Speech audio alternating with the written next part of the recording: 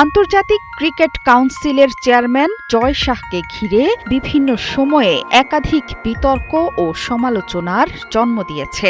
বিশেষ করে তার দ্রুত উত্থান, রাজনৈতিক পরিচয় এবং প্রশাসনিক সিদ্ধান্তগুলো নিয়ে প্রশ্ন তুলেছেন সমালোচকরা।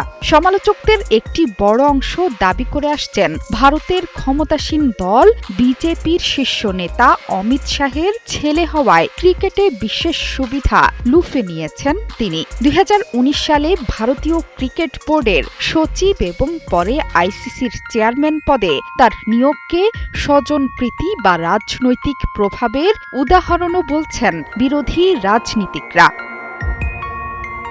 এ বিষয়ে জয় শাহ ও বিসিসিআই বরাবরই বলে আসছে, তিনি নির্বাচিত হয়েছেন সংবিধান অনুযায়ী এবং বোর্ডের সদস্যদের ভোটে। তাদের দাবি রাজনৈতিক পরিচয়ের কারণে নয়, প্রশাসনিক দক্ষতার ভিত্তিতেই তিনি দায়িত্ব পেয়েছেন। জয় শাহের নেতৃত্বে বিসিসিআই এর বহু সিদ্ধান্ত নিয়েও আছে বিতর্ক। বিশেষ করে আইপিএল ও আন্তর্জাতিক ক্রিকেট সূচি নির্ধারণে ভারতের প্রভাব বেশি বলে অভিযোগ তুলেছেন কিছু সাবেক ক্রিকেটার ও ক্রিকেট বোর্ড কর্মকর্তা। সমালোচকদের মতে, আইসিসিতে চেয়ারম্যান হিসেবে দায়িত্ব নেয়ার পর সবচেয়ে বেশি গুরুত্ব পাচ্ছে ভারতের স্বার্থ। তবে আইসিসি বলছে, সব সিদ্ধান্ত সদস্য দেশগুলোর সঙ্গে আলোচনার ভিত্তিতে নেওয়া হয় এবং চেয়ারম্যান এককভাবে কোনো সিদ্ধান্ত চাপিয়ে দেন না।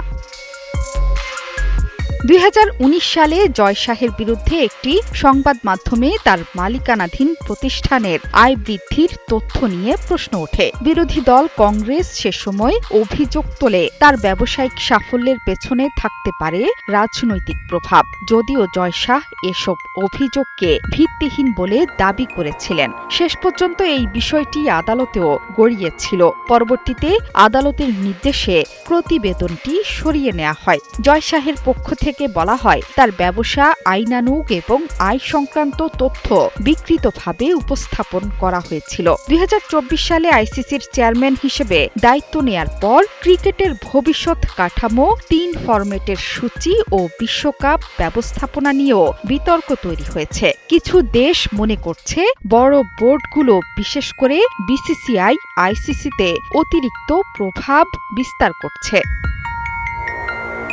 ক্রিকেট বিশ্লেষকদের মতে, জয় শাহের নেতৃত্বে বিসিসিআই ও আইসিসির প্রভাব বিশ্ব ক্রিকেটে বেড়েছে। তবে একই সঙ্গে তার রাজনৈতিক পরিচয়ের কারণেও বিতর্ক পিছু ছাড়ছে না। তারা বলছেন, স্বচ্ছতা ও সমতা নিশ্চিত করতে পারলেই এসব সমালোচনা অনেকাংশে কমে আসতে পারে।